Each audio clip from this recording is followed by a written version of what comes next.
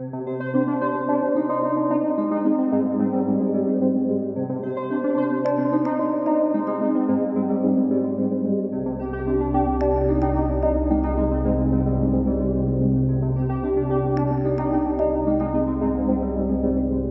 this episode of Scammer Stories, we hear from two different women who weren't aware of romance scams until it happened to them. Both were able to figure it out before they lost a large amount of money.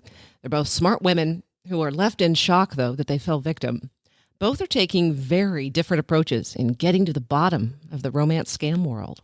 We begin with Linda. She lives in Massachusetts, and that's about all we're going to reveal for reasons you'll understand in a minute. When did this all begin? How did it get started? I think in June was when they got that new platform, Power, that was similar to Twitter. And a lot of conservatives were on that site, talking about the election and different things that were going on. So I kept getting a message from this guy. Hi, how are you? And I noticed quite a few times, actually. And then I said to myself, well, to get onto this site, you have to get yourself verified. Remember, Parler was attractive to so many people because it was supposed to be a safe space for conservatives to share their thoughts. And to sign up, they used more information to verify that you were a legitimate user. And you have to get yourself verified, like with your license and a photo ID. And then you get this little red badge next to your picture on there. It wasn't long before she got a message from a stranger, a good-looking man in the military who called himself Scott Baker. So the person that was messaging me had the little red badge.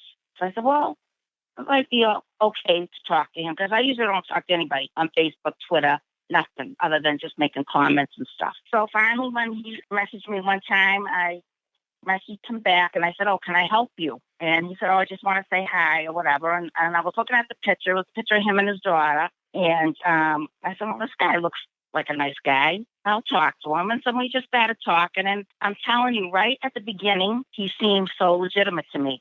And we talked about, Trump. Talking about former President Donald Trump is easy for scammers because there's so much about his life online. A lot of things he seemed knowledgeable about. But when he was talking about the military, I'm not that familiar with what goes on in the military. So different ththings that he would say, I really wouldn't know if it was true or not because I don't know. After talking for about 2 or 3 weeks, I wanted to send him a little gift package, like chocolates, cookies, or something. And I wanted to send it to the base. And he kept saying, oh, we don't receive things and whatever. And I just thought that was a little bit odd. So as time went on, different things that he would say, that the red light was going on. And I said, this doesn't sound right. But, he was so manipulative, so convincing. I kept saying, well, maybe I'm mistaken. Because now this is the first time I ever even knew this was even going on. Never knew anything about this. Never even knew people did this type of thing. Nothing. So it was like a whole scary thing for me. Linda decided she needed a professional to help her figure out if this guy was real. I actually went through 3 different agencies, like detective agencies, to try to figure out if this guy was legit or not.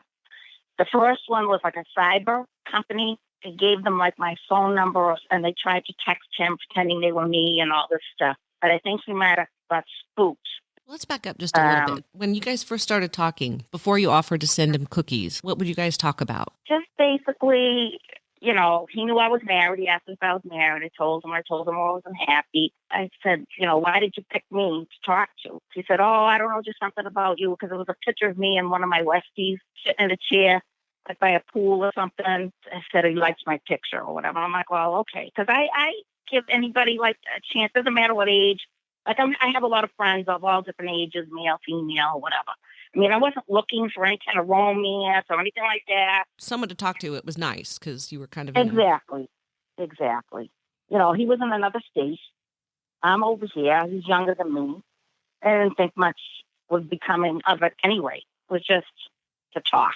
Somebody to talk to, since I wasn't getting along too good with my husband. So after hiring the online agency that didn't find anything, Linda decided to give it another shot. Then finally I hired a female private detective. So the online detective thing didn't work very well because he didn't participate. Yeah, I wasn't happy with what they said. They charged quite a bit of money. I didn't like what they had to say. They were saying that it was one of the scammers from Nigeria, this and that. And it turned out in the end that it wasn't. It was somebody right here in this country, in Wisconsin, actually. So the female detective, GEC Detective Agency out of Peabody, Mass, we got very close to finding this particular scammer. I was able to get like a bank account and routing number and a bunch of stuff. That's how they were able to locate him in Wisconsin. And she got in touch with the police over there, and they went over to the house, and there was an older gentleman and an older woman that lived in the home. And I think these scammers or whatever, like they were in charge of all the young people that were scamming. The guy that I talked to once on the phone, the scammer, had like a Spanish accent. The real guy doesn't have a Spanish accent. The police decided not to move forward with the case, partly because the real man in the picture didn't seem interested in finding the culprit. Well, we closed the case like about a month or so ago. I couldn't go any further because it just seemed that the real guy, he didn't care that his pictures were being used, which I was like totally shocked at, because his pictures and the daughter, really, I was concerned about the daughter, that they were stealing money from people. And I could not understand, get it in my head, why does this guy not care that they're using his pictures and the daughter's picture to rob people? I must have lost like maybe $1,000 because I caught on pretty quickly. So the police went over there and talked to the two people that you think run this scamming group out of their home. And they weren't able to do anything? No, because they were really old. The woman was sick, and the guy was, the husband was supposedly out of work that day that he went over there. And he said, you got to have him call me when he comes home, but he never called them. And it just got to a certain point, and that was it. And I didn't want to push it any further because I had no support from the real guy. And I was spending all the money. So once we found that portion of it, I just decided to end this. Did police follow up? They would have if I wanted them to. Linda decided she just wanted to close the chapter of her life and spent time on her marriage. She was told by an anti-scamming group not to hire a detective. She'd already spent enough money. She says she'd do it again in a heartbeat. She needed to get to the bottom of the mystery, and that gave her some much-needed peace of mind. And then finally, at the end, I just told him, I said, look, I know who you are. Your name is not Scott Baker. We found the real guy. His name's John Baker. He doesn't have a Spanish accent. I told him, I said, you're a terrible person. You're lying all the time, and I don't want you to contact me any longer. And that was like 2 months ago. And so did you tell your husband everything that had happened, or how did that work? No, my husband knows nothing about it. The next victim lost a similar amount of money, but instead of fighting the scam with detective work, Katie's going to use her position to make a documentary to help educate others. We'll tell you how to get involved after hearing her story. So I am in my 30s. I live in California. I've been working in TV production and media for the last 20 years or so. I'm single, love living in California. And yeah, I enjoy going to the beach and just being where it's sunny and rub it in. I know. Tell me when this all started and kind of how it started. Sure. So I have been on dating apps and whatnot since they have been a thing. And I was actually in a relationship, and like November, December of this last year of 2020, things were really coming to an end. And so I was, not looking for anything new and kind of also being in the space of we're in a pandemic. So how am I even going to date anybody else? And wasn't really being super active on dating apps or anything like that, but I was on Words with Friends.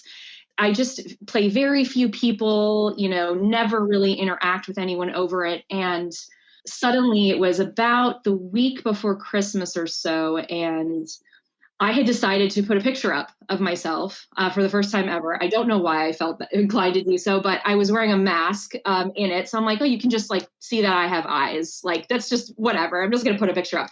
And literally within the next day or two, I was being hit up like I'd never been before, game requests, which were immediately followed by instant messages. And I was like, geez, okay, well, I'm like bored, and these people like word games, which I'm like kind of a nerd about. I'm like, all right, whatever. But I brushed pretty much all of them off, just saying, no thanks. Like, I'm just here to play the game. And they would forfeit or we just would play a couple moves and then disappear. Well, what were they saying to you? What were the messages? Hello, gorgeous. Hello, beautiful. Just those things where I'm just like, I'm not really, whatever.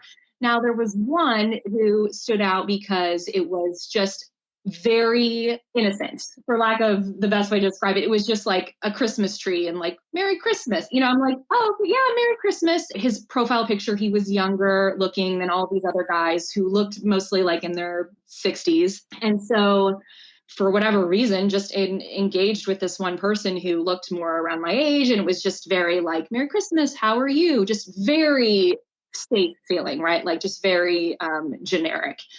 And maybe I should be open to something new. Like I'm not going to be dating this other person anymore. And like, how else am I supposed to meet? Like, it just felt very innocent, casual dialogue, just about work and the day and whatever. And I would say about 2 weeks later, this person wanted to switch to WhatsApp. No alarms were going off. I was just, sure, okay.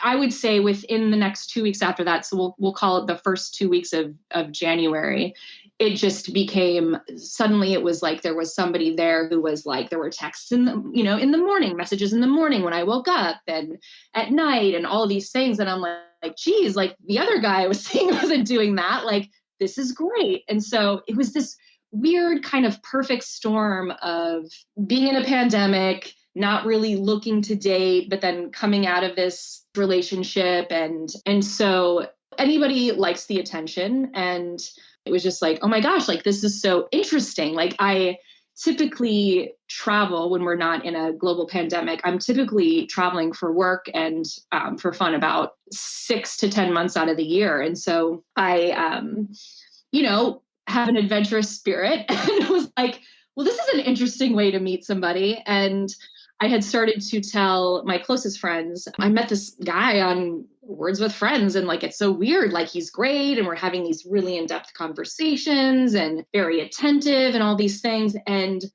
all of their reactions were, that is so cool.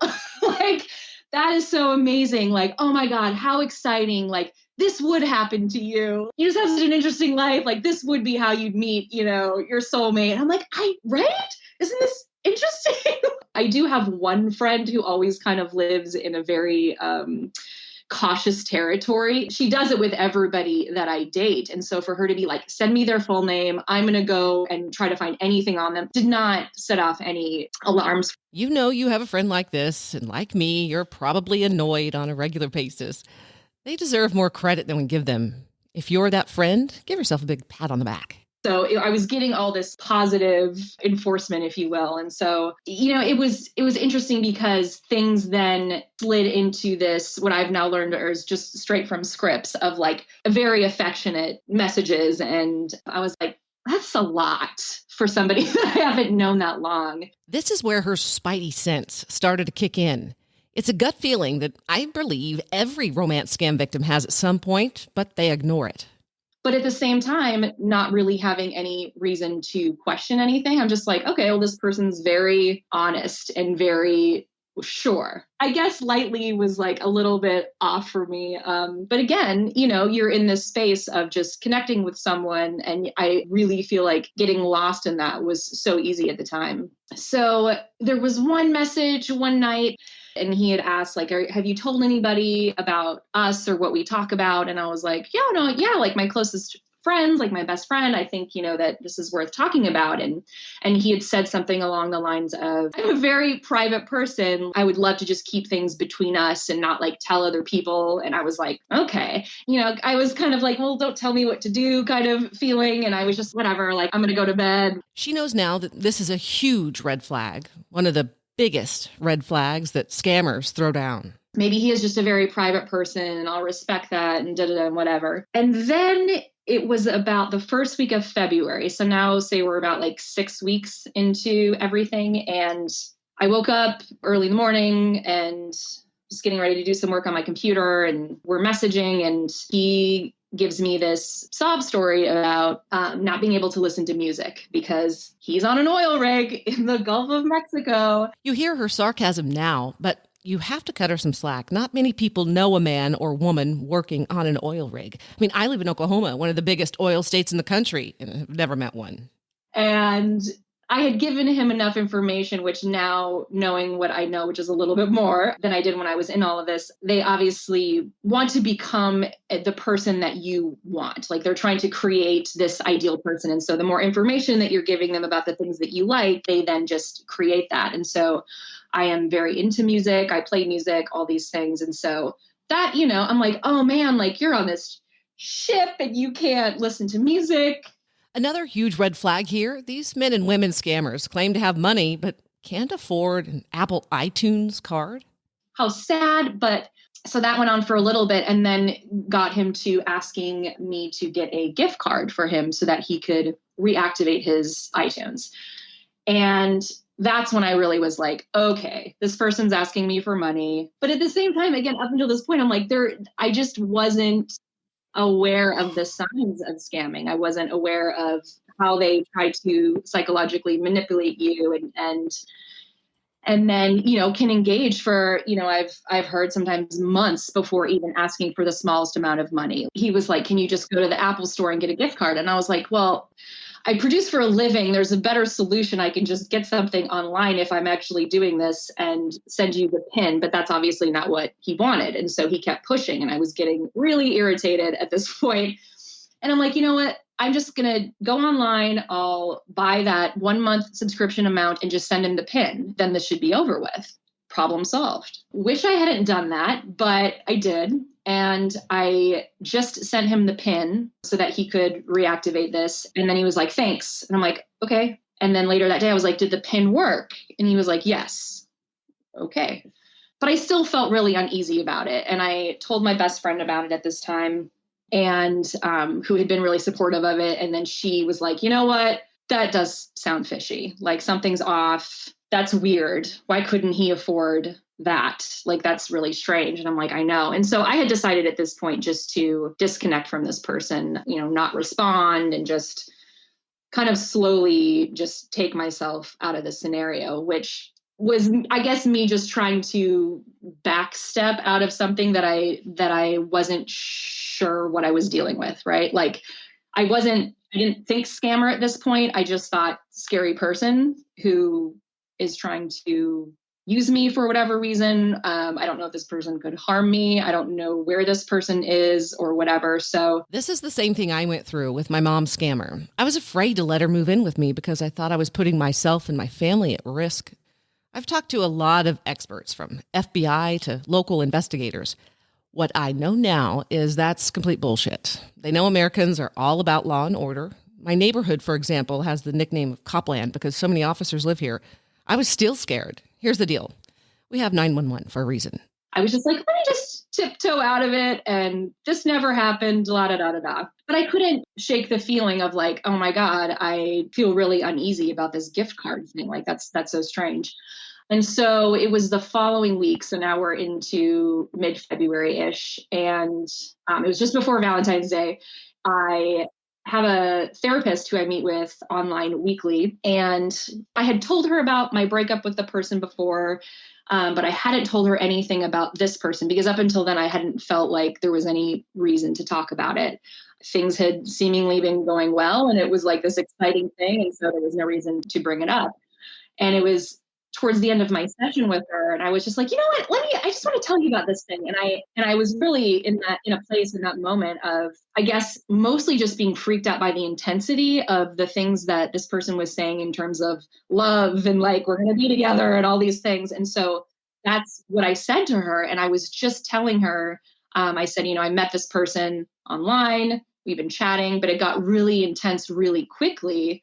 And I just want to say that. And that's really all I said to her. And then she was asking for more information and she had a personal, I won't go into her story and such, but she knows someone who was romance scammed a couple of times, actually, like the scammers kept going after this person in her life. And so she knew all the signs and had a history of years of going through this and cleaning up this mess. And so she was like, I'm not saying this is what you're dealing with, but here are the signs. And as she was listing the signs, in my head, it was like, check, check, check. And I'm like, oh my God. Okay, we have to stop there for a second.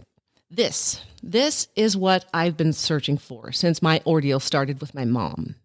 I've emailed so many therapists asking for guidance, asking for an interview with 0 responses.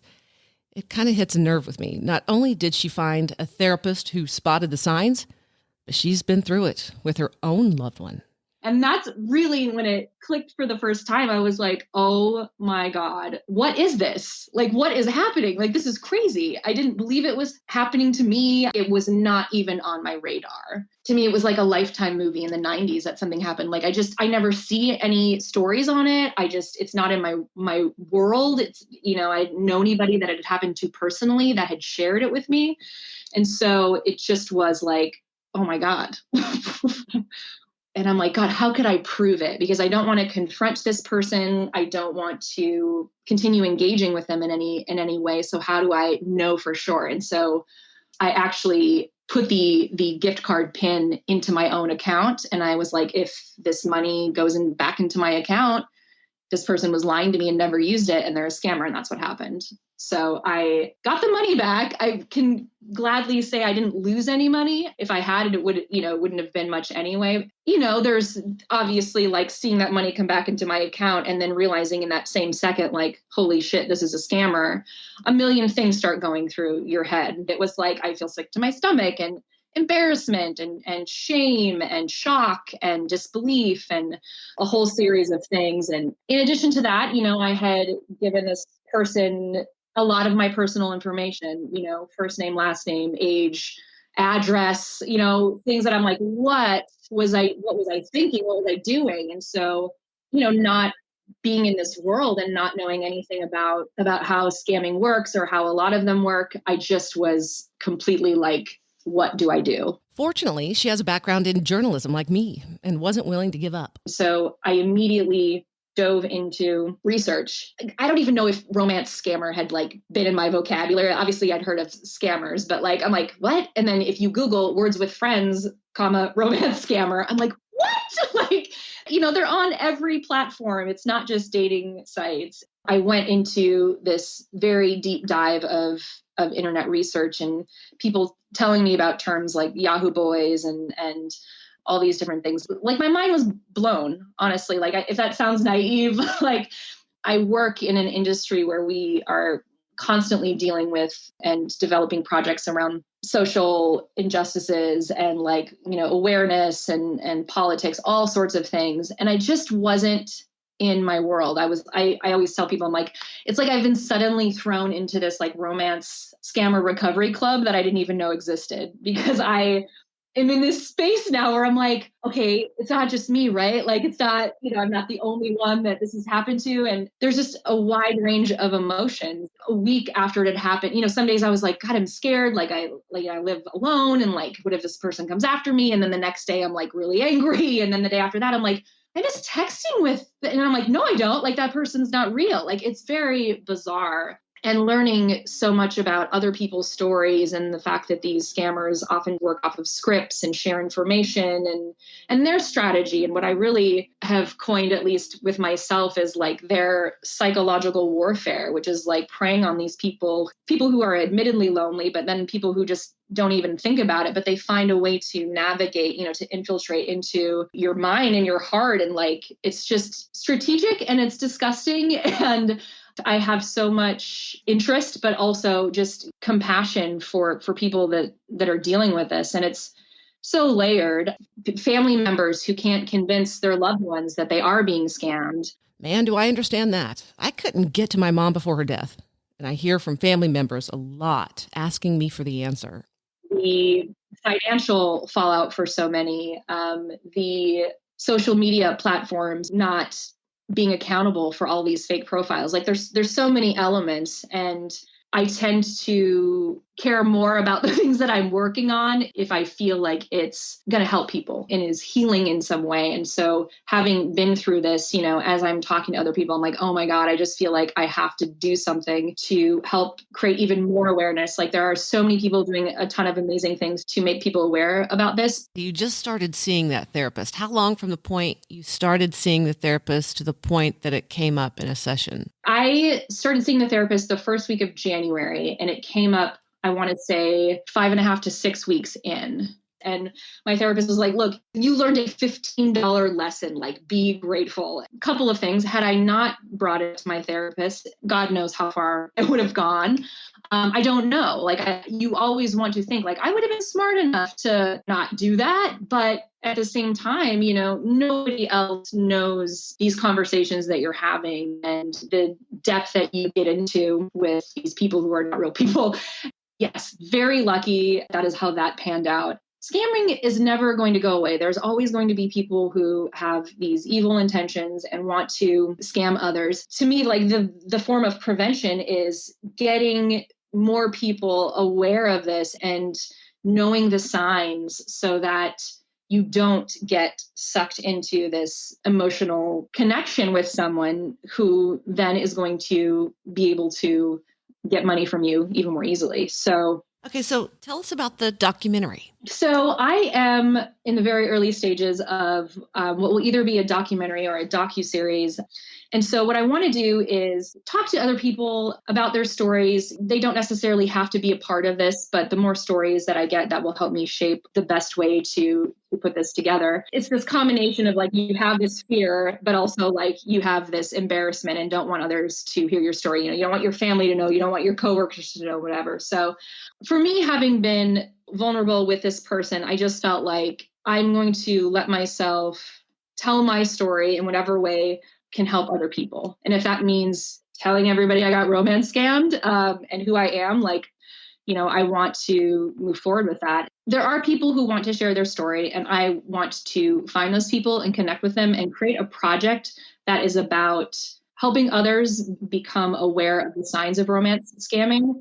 But also, I want to be able to provide a healing journey for those who want to go on it with me, because I feel like there's a loss of power when you're caught up in a romance scam. And in order to heal and to move forward, you need to take your power back. You need to be able to stand back in your own. And again, when you can't fly across the world and hunt this person down wherever they are, to me, it's just about using my voice to help others. And so I create projects, I develop TV projects all the time. And so my first step is really finding people who are willing to talk to me, who want to share their story so that I can help. If you'd like to be a part of the documentary, it really is the best way to help prevent this happening to others. I know it's hard. I still struggle with sharing my mother's story. You can email Katie at scammerhealing@gmail.com. I'm hearing more and more from women who've never heard anything about it and never in a million years thought they'd be a victim.